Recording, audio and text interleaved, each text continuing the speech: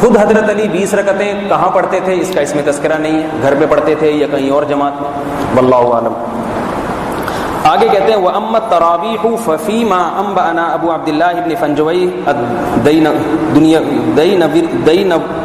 الدَّيْنَوَرِيُّ قال حد، یہ اس میں کچھ کتابت کی غلطیاں بھی ہیں۔ قال حدثنا احمد بن محمد بن اسحاق بن عیسیٰ السنی قال انبانا احمد بن عبد الله البزاز قال حدثنا سعد بن يزيد قال حدثنا الحكم بن مروان السلمي قال انبانا الحسن بن صالح عن ابي سعيد البقال عن ابي الحسناء ان علي بن ابي طالب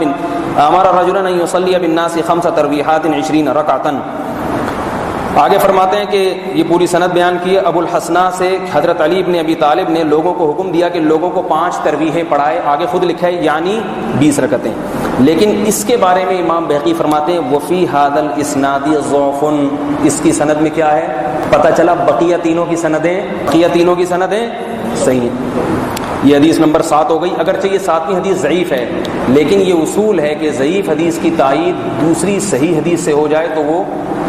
ضعیف نہیں رہتی، بلکہ ضعیف کی تائید ضعیف سے بھی ہو جائے تو وہ بھی حسن بن جاتی ہے، تو اس کو بھی اصول کے لحاظ سے حسن ہونا چاہیے۔ حدیث نمبر 8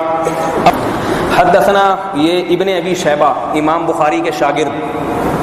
فرماتے ہیں حدثنا حمید بن عبد الرحمن عن حسن عن عبد اليزيد بن رفع قال كان ابي بن كعب يصلي بالناس في رمضان بالمدينة 20 ركعة ويوتر ب3۔